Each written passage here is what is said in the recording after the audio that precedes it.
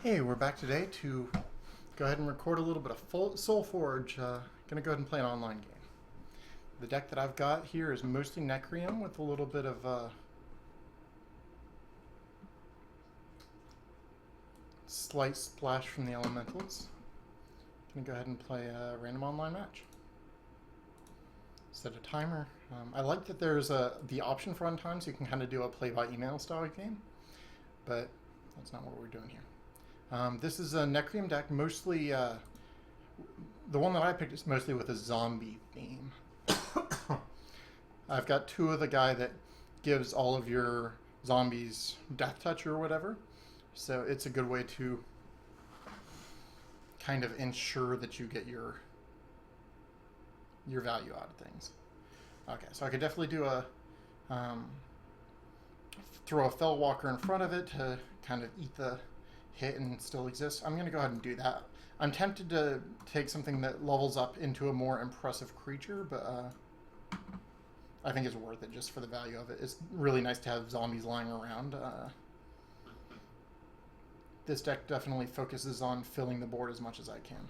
Yeah, like I said, I've got a couple of elemental cards for splash. I'm not entirely sure that that's better than Fell Walker, but I'll probably go ahead and play it on my turn just because it's cool.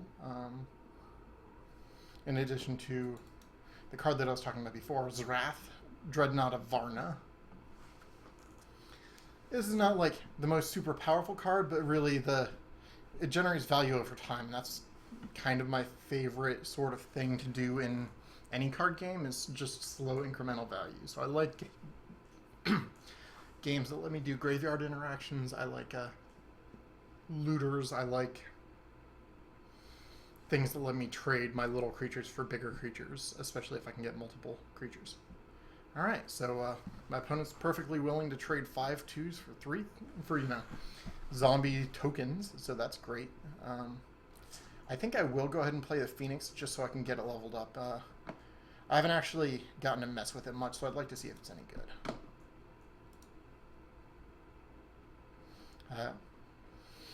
The Glutton does his 3 damage, which isn't a huge ton, but it adds up, and I've definitely seen it kind of get there. Volcanic Giant is also nice because it gives you a little bit of that extra reach to be able to get there. The Gargants are super good, but I kind of think I like the Volcanic Giant as much. Yeah, my opponent really seems to be perfectly happy to just trade over and over, which is good for me. I could Hungering Strike to keep either of my creatures alive. Actually, I could Hungering Strike to keep my Phoenix alive and to get my Wrath able to kill the other creature. So that's probably worth it. I think I'll go ahead and go with the Volcanic Giant because I like it.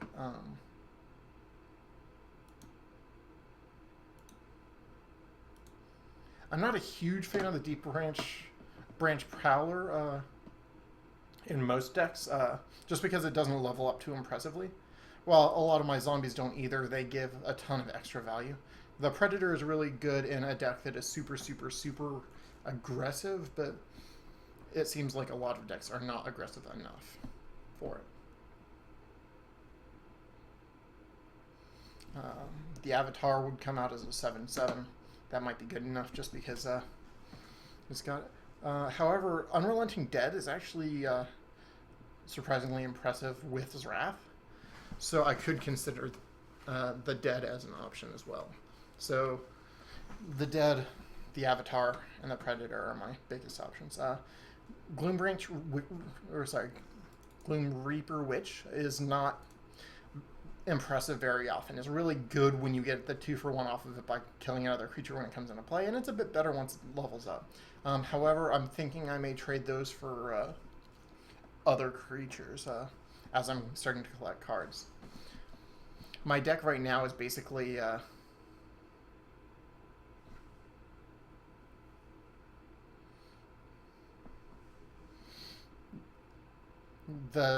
starter set with the 20 packs that I got for ordering prior to, getting it prior to the open beta. Okay, so I want to drop a Predator here. However, it's better to play Avatar first if I'm gonna play it. So I need to decide between Unrelenting Dead and the Avatar.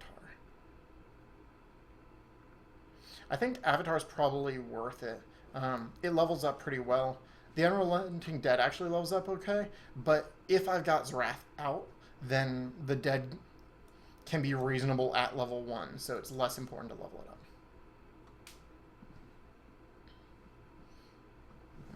Pardon me.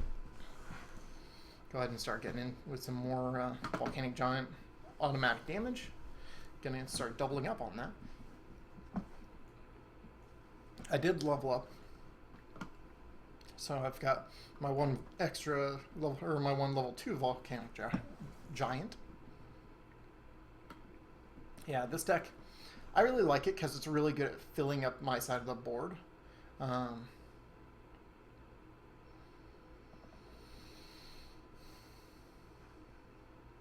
Which is fun for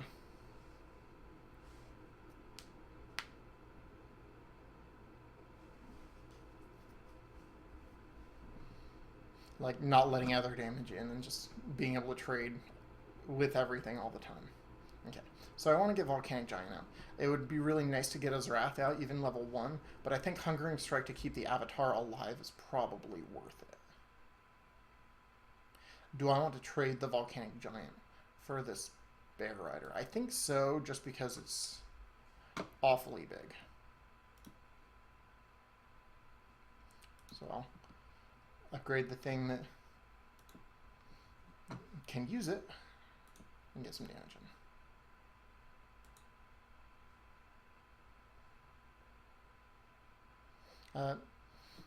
That spell that I used just now to up the power of one creature and reduce the power of another is probably my favorite removal spell presently, just because a lot of times you can get more or less 2-for-1s. Like this increased the damage of this, and it let my other creature trade, which it would not have been able to do otherwise. Okay, so this is going to trade, so I don't care about that. I certainly don't feel bad about that. So I'm not in the best position on the board, but it could certainly be worse. Gonna get my Doomwing out. I only have one of them, but it's pretty fun. And trade off the Predator.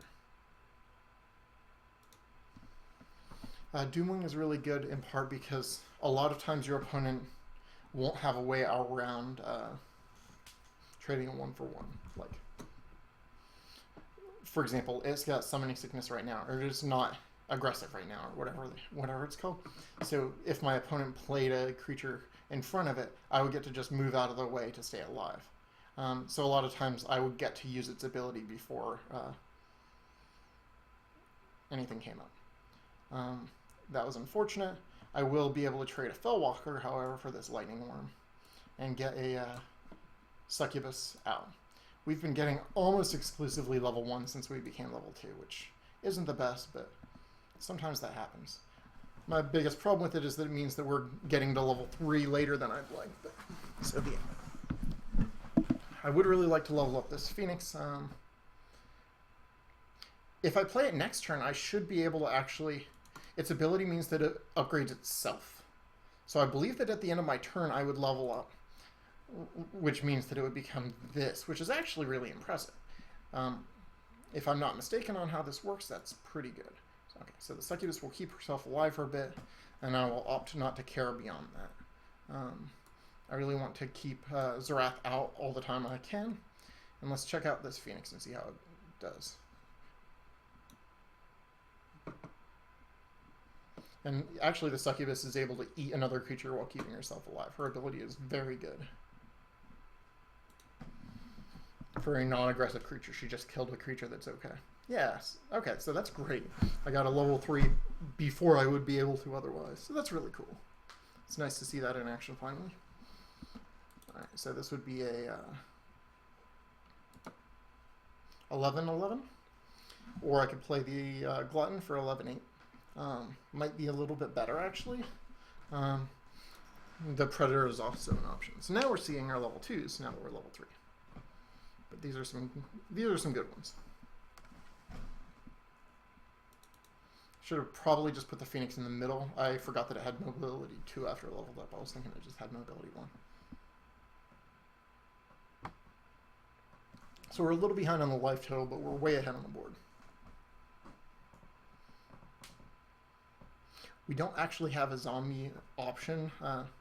Normally when Zarath is out, I like having at least one bad zombie in my hand just so I can throw it in front of a scary creature, but not this time. Alright, just wants to block a little bit of damage there. I can just kill this seedling if I opt to, or I could just move out of the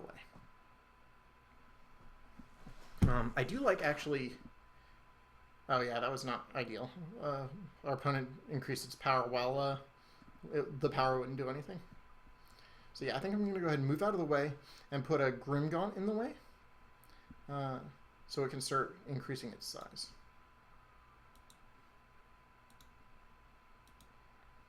May as well use the Succubus's ability to preserve as much of the Grimgaunt's hit points as I can and get the Glutton to increase my damage on the board. Alright, now we're getting 30 damage a turn. Now we are cooking with gas.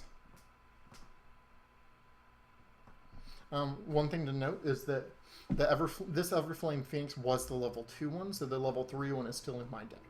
So we do have a chance of drawing another level 3 one, which would be a pretty back-breaking play at the moment. Also, Zaraths support themselves very well. Like if I play a Zarath, well, if my other Zarath survived, then I could play a second Zarath to be able to give this one Death Touch. Cool. Our opponent has to waste multiple cards to try and kill the Phoenix, and is as yet unsuccessful. Succubus is going to take care of the Seedling, letting the Grimgaunt get through for 15 on its own. 17, I think. Yeah, 17 on its own.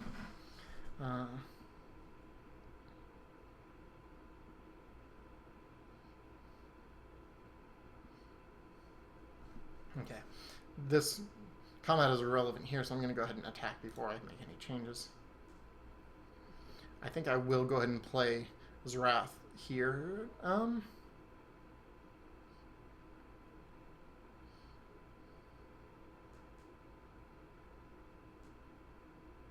So it's a question of Zarath over the Succubus versus, and Fellwalker over here, versus Zarath over here, and Hungering Strike. I think I'll go ahead and do the Hungering Strike, which means I should have done it before combat.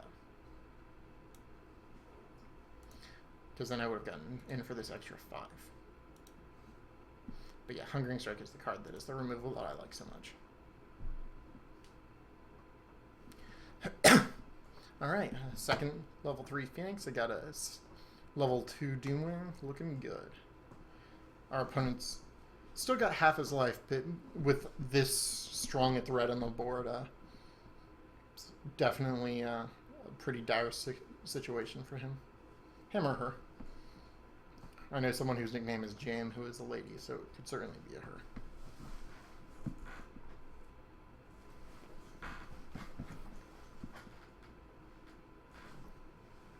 I'm playing slightly clumsily because I'm currently working on one hand, which sometimes that's the best you can do. Alright. I really like when my opponent plays creatures that just immediately die. Even though they get to trade off for some of my stuff, I still have some stuff on the board. Which is very nice. Okay, so we're 2 turns from leveling, which means right now we would just probably replace this Phoenix. However, my opponent's dead this turn. So once the opponent passes a turn to me, I can just hit battle and do 28 damage and win.